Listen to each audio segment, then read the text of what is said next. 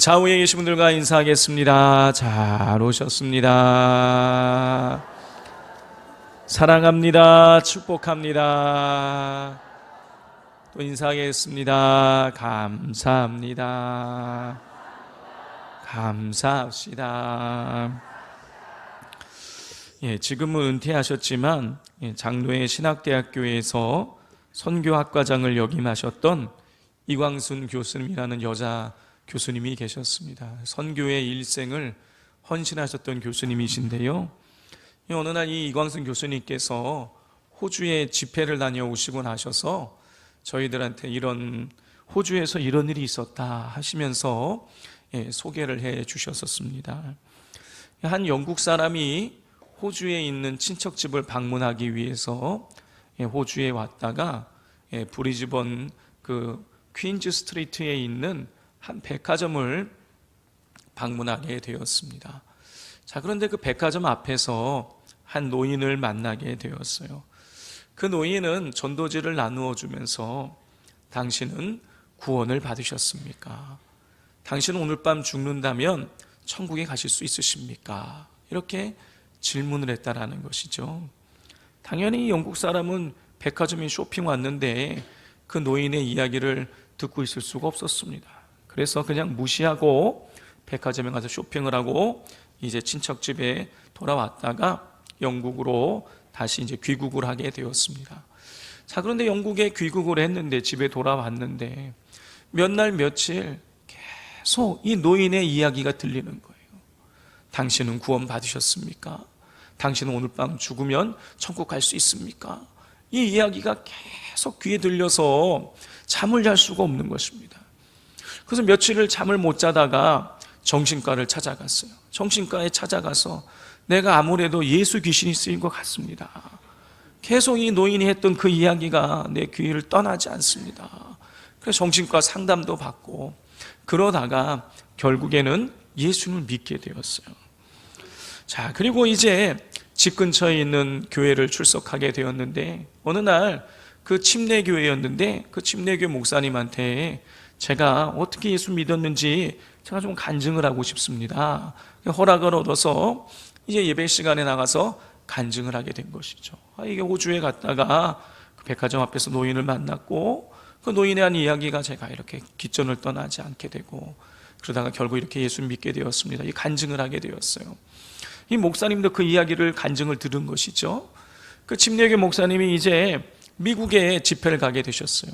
미국에 집회를 가셨다가 이 노인의 간증 이야기를 전하게 되었습니다. 그리고 또 돌아와서 영국에서 또 여러 교회를 다니면서 이 노인의 간증 이야기를 전하게 되었어요. 자, 그런데 어느 날 이제 교회에서 예배를 마치고 났는데 한 4명의 노인이 목사님을 찾아왔습니다. 그래서 하신 이야기가 뭐냐면, 목사님, 제가 25년 전에 35년 전에 제가 그 호주에 있는 퀸즈 스트리트 앞에 있는 그 백화점 앞에서 그 노인에게 전도를 받고 제가 예수를 믿게 되었습니다. 또 며칠 뒤에는 선교사님 3분이 찾아오시더니 목사님, 미국에서 이런 간증하셨죠. 제가 저희들 이 3명 다 그 호주에 있는 그 노인으로부터 전도를 받고 이렇게 예수님을 믿게 되었습니다. 그렇게 하는 이야기를 듣게 되었습니다. 목사님은 이 노인이 너무너무 궁금해졌어요. 그러다가 수소문을 해보았더니 이 노인의 이름이 젠너라는 것을 알게 되었습니다. 목사님은 호주로 찾아가셨어요. 무작정 그 퀸즈 스트리트 앞에 있는 백화점에 가면 노인을 만날 수 있다는 생각으로 찾아갔는데 정말 그날도 이 노인이 젠너가 그 백화점 앞에서 전도를 하고 있었던 것입니다. 이 목사님은 그분에게 여러 자초지종을 설명한 다음에 이야기를 했더니 노인이 자신의 아주 허름한 집으로 목사님을 초대를 했습니다. 그리고 목사님과 같이 차를 마시면서 이야기를 하게 된 것이에요. 자신은 젊은 시절에 정말 허람방탕한 생활을 했었는데 예수를 믿고 나서 자기의 인생이 달라져서 그 구원의 은혜가 너무 감사해서 그날부터 내가 하루에 10명씩 꼭 예수님을 전하겠다라고 작정을 하게 되었고 지난 40년간 하루도 빼놓지 않고 10명씩 나가서 전도를 했노라고 그렇게 말씀을 하시면서 그 말 끝에 그런데 제가 40년간 예수님을 그렇게 전했지만 단 한 명의 전도의 열매를 거두지 못했습니다 하시면서 눈물을 뚝뚝 흘리시더랍니다. 그래서 이 목사님께서 그렇지 않다고, 우리 교회에서도 그렇고 미국에서도 그렇고 영국에서도 그렇고 제가 우리 어르신이 전도한 그 전도지를 받고 복음을 듣고 예수 믿는 많은 사람들을 만나게 되었습니다 하고 그렇게 알려드렸더니 그 노인이 너무너무 감격해서 이제 저는 죽어도 여한이 없습니다 그렇게 이야기를 하시면서 뜨거운 감격의 눈물을 흘리셨다라는 거예요. 그리고 나서 2주 뒤에 목사님에게 들려온 소식이 있었는데 그 노인이 하나님 품으로 떠나가셨다라는 것입니다. 자, 그래서 이 목사님은 도대체 이 노인을 통해서 얼마나 많은 사람들이 예수를 믿게 되었는지를 하여튼 본인이 이 동원할 수 있는 모든 네트워크를 동원을 해서 조사를 해 보았더니 3년 동안 그 조사를 했는데 무려 14만 6천 명이 그 노인을 통해서 예수를 믿게 되었다는 것입니다. 성도 여러분, 한 사람을 통해서 14만 6천 명이 예수님 믿게 되었다는 사실이 믿어지십니까? 여러분, 이게 가능한 일입니까? 여러분, 이거는요 인간의 힘으로는 불가능한 일인 것이죠. 그런데 그런 일이 일어난 것이에요. 하나님께서 그 젠너라는 그 사람을 통해서 하나님께서 역사에 주신 것이죠. 하나님께서 젠너가 전한 복음의 메시지가 사람들의 귀에서 떠나지 않게 만드셔서 예수님을 영접하도록 만드신 것입니다. 여기서 우리는 사람이 전도하고 선교하는 것 같지만 실상은 하나님이 전도하시고 선교하시고 계시다라는 것을 알 수가 있는 것이죠. 성도 여러분, 선교의 주체는 사람이 아니라 하나님인 것입니다. 하나님이 사람을 통해서 선교하고 전도하는 것이죠. 여러분, 이런 사실을 오늘 이 주어진 본문이 우리에게 보다 선명하게 우리에게 알려주고 있습니다. 자, 지난 우리 2주 동안 우리는 고넬료라는 이방인에 대해서 그리고 유대인 베드로에 관해서 우리가 살펴보았지요. 자, 고넬료는 이방인이었지만 하나님을 경외하는 자였고 그리고 많은 사람들을 구제하고 항상 기도하기에 힘쓰는 그런 사람이었습니다. 그런데 어느 날 이 고넬료가 제9시 기도 시간에, 다시 말해서 오후 3시에 기도를 하고 있었는데 하나님께서 이 여호와의 사자 천사를 보내셔서 그에게 말씀하셨어요. 지금 욥바로 사람을 보내서 베드로를 초청하거라. 그래서 고넬료가 자기의 집에서 일하는 하인과 자기의 부하를 그 욥바로 보내게 됩니다. 자, 그런데 그 고넬료가 있는 가이사라부터 욥바까지는 대략 한 70km 정도 떨어져 있는 곳이기 때문에 이 오후 3시에 출발하면 당일날 도착할 수가 없는 거예요. 자, 그래서 이 사람들이 출발했지만 그 다음날 이 돼서야 욥바에 도착을 하게 되는 것입니다. 자, 고넬료가 보낸 사람들이 베드로가 있는 이 욥바라는 곳에 도착할 때쯤 베드로는 뭘 하고 있었냐면 그 무두장이 시몬의 집 지붕에 올라가서 기도를 하고 있었습니다. 자, 그런데 갑자기 기도를 하고 있는데 환상이 보였죠. 어떤 환상이었습니까?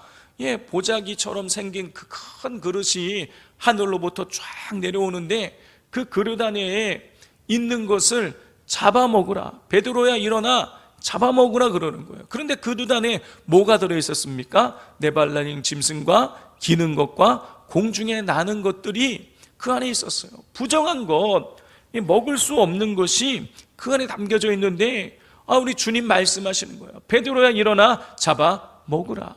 그러자 베드로가 대답하지요. 그럴 수 없나이다. 저는 지금까지 속되고 깨끗하지 아니한 것을 지금까지 먹은 일이 없습니다 하면서 거부하죠. 그러자 주님께서 또 말씀하십니다. 하나님이 깨끗하다고 하신 것을 네가 속되다고 부정하다고 이야기하지 말아라. 그러면서 이걸 잡아먹으라는 거예요. 자, 이런 환상이 3번이나 반복되었습니다. 자, 성도 여러분, 사도행전 전체 문맥상 그릇에 담겨 있었던 그 부정한 짐승은 유대인들이 부정하다고 생각했던 이방인을 상징하는 것이죠. 그리고 그렇다면 그것을 잡아먹으란 얘기는요, 무슨 뜻인 것입니까? 이방인들을 용납하라, 이방인들을 받아들이라, 그런 뜻인 거예요. 왜냐? 하나님이 깨끗하다고 했으니까. 너희가 보기에는 이방인이 부정하다고 생각하지만 그렇지 않다라는 거예요. 하나님은 이방인들도 깨끗하다고 말씀하고 계시니까 이방인들을 받아들이라는 메시지를 베드로에게 주셨던 것이죠. 그런데 베드로는 그 환상을 볼 당시에는요, 도대체 이 환상이 무엇을 의미하는지를 깨닫지 못하고 있었어요. 그래서 의아하게 기도 중에 그 환상에 대해서 생각을 하고 있는데, 자, 그때에 2가지 일이 일어납니다. 첫 번째 일이 17절 18절에 기록되어 있어요. 우리 같이 한번 읽어보겠습니다. 시작. 베드로가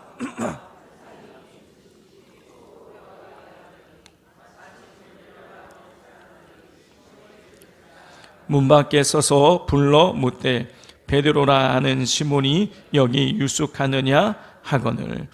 베드로가 환상의 뜻이 무엇인지 의아하게 생각하고 있을 때, 지붕에서 그러고 있을 때에 이 밑에서는요, 그 고넬료가 보낸 사람들이 베드로가 있는 집의 문을 똑똑 두들기면서 여기가 지금 베드로 선생님이 묵고 있는 곳입니까? 하고 찾아온 것이에요.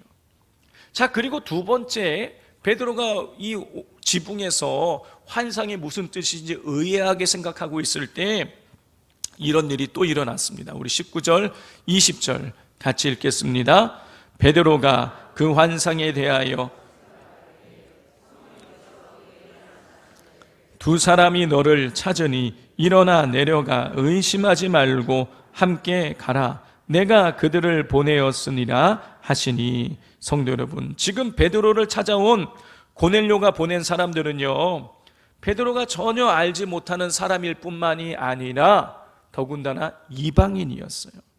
여러분, 그 당시 유대인들은요, 이방인들을 가까이 하는 것이 금지되어 있었습니다. 신명기 7장을 보면 하나님께서 가나안 땅에 입성을 앞두고 있는 이스라엘 백성들에게 그 가나안 땅에 있는 그 이방인들의 문화를 철저하게 배격하고, 그리고 이방인들과 혼인이나 어떠한 계약도 맺지 말라고 하나님께서 금하셨어요. 자, 그런데 유대인들은 그 이후에 이 하나님의 말씀을 확대 해석을 하면서 아예 이방인들을 업신여기게 되고, 그리고 점점 시간이 지나면서 어느 순간부터는 그냥 이방인들과 접촉하는 것 자체를 금했어요. 자, 그렇기 때문에 만약 성령께서 너를 찾아온 사람들은 내가 보낸 사람들이니 그 사람들과 함께 가라라는 그런 성령의 말씀이 없었다라면, 여러분, 베드로는요, 이 이방인들을요, 문전박대했을 것입니다. 그런데 성령께서 지금 너를 찾아온 사람들이 내가 보낸 사람들이라고 말씀해 주심으로 말미암아 고넬료가 보낸 그 이방인들을 베드로는 아주 호의적으로 만날 수 있는 마음 자세를 갖게 되었습니다. 자, 이것을 그 결과가 무엇이냐? 23절을 보면 베드로가 불러들여 유숙하게 하니라 그랬어요. 그 이방인들이 이틀에 걸쳐서 왔잖아요. 자, 그런데 지금 몇 시쯤이에요? 베드로가 6시, 오후 12시에 기도하고 있었으니까 지금 12시쯤, 12시나 1시쯤 돼서야 이 이방인들을 만나게 된 것입니다. 자, 그러니 지금 걸어가도 도착을 할 수가 없는 것이죠. 그래서 베드로가 이야기한 거예요. 우리 같이 잠을 자고 갑시다. 잠을 자고 요바르 가이사랴로 갑시다. 라고 그렇게 이야기하고 있는 것입니다. 성도 여러분, 우리 불러들여서 같이 유숙했다, 무슨 얘기예요? 같이 잠을 잤다, 그런 뜻인 겁니다. 성도 여러분, 조금 전까지도 베드로는요, 하나님께서 깨끗하다고 하셨음에도 불구하고 내가 그걸 속되고 깨끗하지 않은 것을 내가 결코 먹을 수 없다고 하면서 거부했었습니다. 그런 그가 지금 고넬료가 보낸 이방인들과 함께 한 집에서 잠을 자자고 청하고 있는 것이에요. 여러분, 이거는요, 지금 베드로 안에 엄청난 변화가 일어났음을 보여주고 있는 장면인 것입니다. 베드로가 태어날 때부터 철저하게 이방인은 부정하고 그들과 상종하면 안 된다고 교육받아 완전히 몸에 굳어 있었던 관습이 깨어진 것이죠.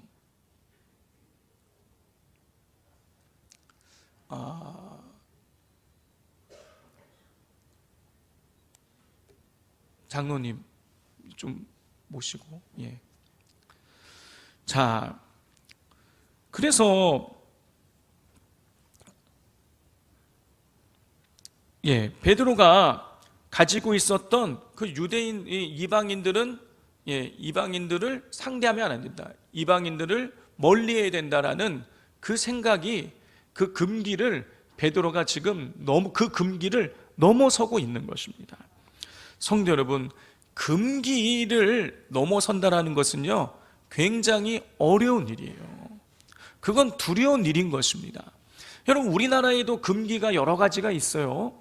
그 중에서 제가 한 가지만 말씀을 드려보자면, 여러분, 우리나라 사람들 이사를 합니다.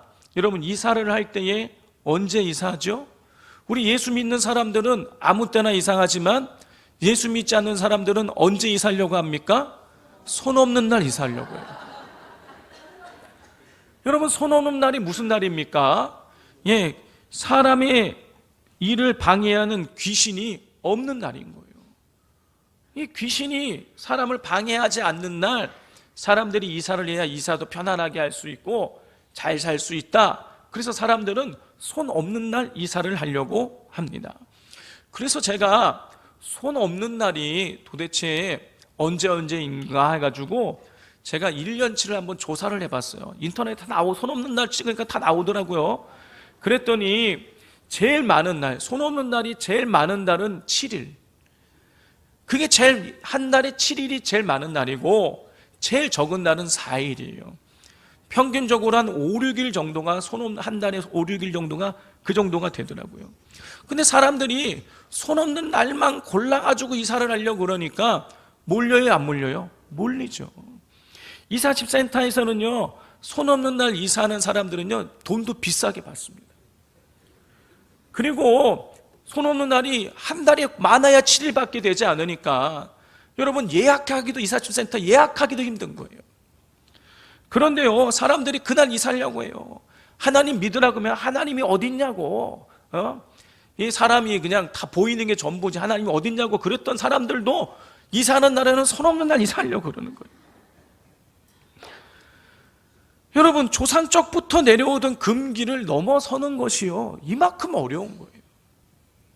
그냥 이 심리적으로 마음속에 가지고 있는 이 금기를 넘어선다는 것이 정말 두렵고 떨리는 일인 것입니다. 그런데요, 베드로는요, 유대인의 이 수천 년 묵은 금기를 지금 넘어서고 있는 거예요. 이방인은 더럽다, 이방인들은 추하다, 그들은 부정하다, 그들과 말을 섞거나 그러면 같이 부정해진다, 그들은 구원받을 수 없는 버려진 백성이다. 이런 금기가 유대인들 안에 있는데 지금 베드로가요, 같이 자자는 거예요. 그것뿐만이 아닙니다. 여러분, 지금 12시, 1시쯤 그들을 만나게 되었으니 점심 먹어야 돼요, 안 먹어야 돼요? 점심 먹어야 되죠. 저녁도 먹었을 거예요. 그 다음날 아침도 같이 먹었을 거예요. 여러분, 이거는 그냥 말을 섞고 한 지붕 안에서 잠을 자는 것보다 훨씬 더 부정한 일인 거예요. 근데 베드로가 그 유대인이 금해놓은 수천 년 동안 조상들로 지켜왔던 그 금기를, 베드로가 지금 금기를 넘어서고 있는 것입니다. 성도 여러분, 베드로는 부정한 것을 잡아먹으라는 하나님께서 보여주신 환상을 통해서 그동안 이방인은 부정하고 이방인은 하나님이 선택받지 못했다는 그 편견과 선입견, 그 금기를 뛰어넘어서게 된 거예요. 여러분, 그리고 결국 이방인인 고넬료의 집에 찾아가서 복음을 전하게 되었고, 그때 놀라운 일이 일어나요. 성령이 이방인인 고넬료에게 임하는 것을 보고 그 고넬료, 이방인에게, 그 집안 사람들에게 세례를 베풀게 됩니다. 여러분, 이거는요 아주 역사적인 장면인 거예요. 여러분, 이렇게 해서 복음이 예루살렘과 유대와 사마리아 지역을 넘어서서 땅끝까지 복음이 전해지게 되는 것이죠. 여러분, 땅끝은요 아프리카나 무슨 정글과 같은 그런 곳이 아니에요. 땅끝은 예수 믿지 않는 모든 사람이 땅끝이에요. 여러분, 그 이방인이 땅끝인 거예요. 성도 여러분, 수천 년 동안 여호와 하나님은요 유대인들만의 하나님이었어요. 그런데 하나님께서 베드로에게 환상을 보여주셔서 수천 년 묵은 유대인의 금기를 깨뜨리셨습니다. 그래서 유대인이냐 이방인이냐는 인종의 편견을 넘어서서 땅끝 이방인에게까지 복음이 전해지는 일이 이루어지게 된 것입니다. 그 결과로 예수님께서 말씀하신 바가 이루어지게 되었어요. 복음이 예루살렘과 유대와 땅끝까지 이루어지게 될 것이다. 자, 이렇게 보았을 때 오늘 우리가 나누고 있는 이 사도행전 10장은요 선교 역사에 있어서 엄청난 의의를 지니고 있는 장인 것입니다. 그리고 동시에 선교의 주체가 사람이 아니라 하나님이라는 것을 보여주는 것이죠. 여러분, 그렇습니다. 선교는 사람이 하는 것이 아니라 하나님이 하시는 거예요. 하나님이 사람을 통해서 선교하고 계시는 것이죠. 그렇기에 선교는 사람의 선교가 아니라 하나님의 선교인 것이죠. 성도 여러분, 하나님께서는 세상을 사랑하셨습니다. 당연히 하나님은 온 세상이 구원받기를 원하셨어요. 그래서 하나님께서는 세상을 선교하기로 작정을 하셨어요. 그래서 하신 일이 있는데 그것이 무엇이냐면은 예수 그리스도를 이 땅에 보내시는 것이었습니다. 성도 여러분, 예수님께서 이 땅에 어떤 모습으로 오셨습니까? 여러분, 인간의 몸을 입고 이 땅에 오셨어요. 여러분, 빌립보서 2장 6절부터 8절까지를 우리 교독해 보겠습니다. 그는 근본 하나님의 본체시나 하나님과 동등됨을 취할 것으로 여기지 아니하시고